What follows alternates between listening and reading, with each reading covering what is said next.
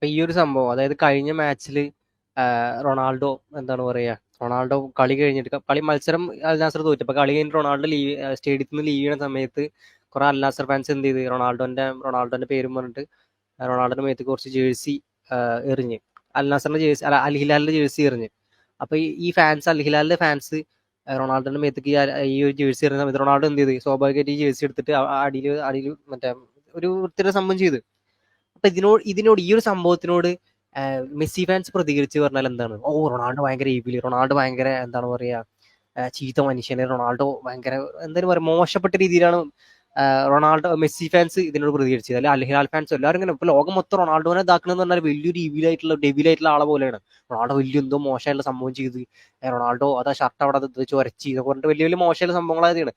നേരെ മറിച്ച് മെസ്സിയാണ് ഇത് ചെയ്യണമെന്ന് വിചാരിച്ചോ, മെസ്സിയാണ് ഇതേ സംഭവം, അതായത് ഇതേപോലെ മെസ്സിയാണ് ഇപ്പൊ എന്താണ് പറയുക, വേറെ ഇപ്പോ അൽ നാസറിന്റെ ടീമിന് ജേഴ്സി എടുത്തിട്ട് ഇങ്ങനെ ആക്കിയത്. അപ്പൊ എല്ലാവരും പറയും ആ മാസ്, ഓ തഗ് ലൈഫ്, റൊണാൾഡോ വലിയ എന്താണ് പറയാ, നേരെ മറിച്ച് മെസ്സിയാണ് ഇങ്ങനെ ചെയ്യുന്നത് എല്ലാവരും പറയും ആ റൊണാൾഡോ തഗ് ലൈഫ്, റൊണാൾഡോ എന്താണ് പറയാ വലിയ എന്താണ് ലോകോത്തര കളിക്കാരൻ, സ്വാഗ്, ബാഡ് ആസ്, അങ്ങനെ എല്ലാവരും എന്താ പറയുക മെസ്സിയാണ് ചെയ്ത് വെച്ചാൽ എല്ലാവരും ഇങ്ങനെ പറയും. പക്ഷേ റൊണാൾഡോ എന്താണ് എല്ലാവരും നേരെ തിരിച്ച് എന്താണ്, റൊണാൾഡോ എന്തൊരു മോശം മനുഷ്യനാണ്, റൊണാൾഡോ ഇങ്ങനെയൊക്കെ ചെയ്യാൻ പാടും, അങ്ങനെയാണ് ഒരു പ്രൊഫഷണൽ പ്ലെയർ റിയാക്ട് ചെയ്യുന്നത്. അങ്ങനെയാണ് ഇപ്പൊ ശരിക്കും പറഞ്ഞാൽ ഞാൻ നാളെ പണ്ട് പറയുന്നത് പോലെ തന്നെയാണ്. ഇപ്പോഴും സോഷ്യൽ മീഡിയയിൽ ഒരു ഹിപ്പോക്രസി നിലനിൽക്കുന്നുണ്ട്. ഇപ്പോഴും സോഷ്യൽ മീഡിയയിൽ ഡബിൾ സ്റ്റാൻഡേർഡ്സ് ഉണ്ട്. മെസ്സിയാണ് ഒരു സംഭവം ചെയ്യുന്നുണ്ടെങ്കിൽ ആ ഒരു സംഭവത്തിനോടും സോഷ്യൽ മീഡിയ റിയാക്ട് ചെയ്യുക വേറെ രീതിയിലാണ്. നേരെ മറിച്ച് റൊണാൾഡോ ആണ് ചെയ്യുന്നത് വെച്ചാൽ അതിനോടും സോഷ്യൽ മീഡിയ റിയാക്ട് ചെയ്യുന്നത് രണ്ട് രീതിയിലാണ് സോഷ്യൽ മീഡിയ റിയാക്ട് ചെയ്യുക. അതിന് ശരിക്കും പറഞ്ഞാൽ വലിയൊരു വ്യത്യാസം തന്നെ ഉണ്ട്. അതിന് ആടെയാണ് മലപ്പുറം കാക്കക്ക്. അത് വളരെ 100% യോജിക്കുന്ന ആ ഒരു കാര്യത്തിനോട്. പിന്നെ മീഡിയ സ്ട്രാറ്റജി അല്ലെങ്കിൽ ഇവരെ മെയിനായിട്ടുള്ള സംഭവം എന്ന് വെച്ച് കഴിഞ്ഞാല് അവരുടെ സ്ലോഗൻ തന്നെ എങ്ങനെയാണ്, അതായത് big names big big names bring big news. അതായത് വലിയ പേരുകളുണ്ടെങ്കിൽ ആ ന്യൂസ് എത്രത്തോളം വലുതായിരിക്കും. റൊണാൾഡോ എന്ന് പറഞ്ഞാൽ നമുക്കറിയാം എത്രത്തോളം ഇൻഫ്ലുവൻഷ്യൽ ആയിട്ടൊരു വ്യക്തിയാണെന്നും എത്രത്തോളം ഫാൻ ഫോളോയിങ് ഉള്ള ഒരാളാണെന്നും നമുക്കറിയാം. ഈ ലോക ഫുട്ബോളിന് ഇത്ര ഫാൻസിന് മറ്റൊരു പ്ലെയർ ഇല്ല എന്നുള്ളതും വാസ്തവമാണ്.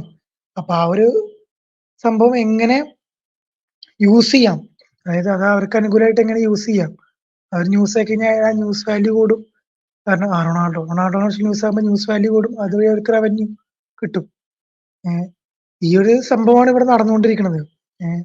മെസ്സിനെ അങ്ങനെ ചെയ്യാന്ന് പറയുന്ന ആൾക്കാരുണ്ടാവും. മെസ്സിക്ക് വേണ്ടിയിട്ട് ഒരു ഭാഗത്ത് എല്ലാവരും ഫേവർ ചെയ്യുമ്പോൾ മറ്റു ഭാഗത്ത് റൊണാൾഡോനെ അടിച്ചു താഴ്ത്തുകയാണ്. അതിനുള്ള ഏറ്റവും വലിയ ഉദാഹരണം തന്നെയാണ് ഇതും. നേരെ മറിച്ച് ഇതേപോലത്തെ റിയാക്ഷൻ മെസ്സിയുടെ ഭാഗത്ത് പല തവണ ഉണ്ടായിട്ടുണ്ട്. മെസ്സി നെതർലാൻഡിലെ പ്ലെയറിന്റെ കഴുത്തിന് പിടിക്കൊക്കെ ഉണ്ടായി, അന്ന് ആരും അറിഞ്ഞിട്ടില്ല.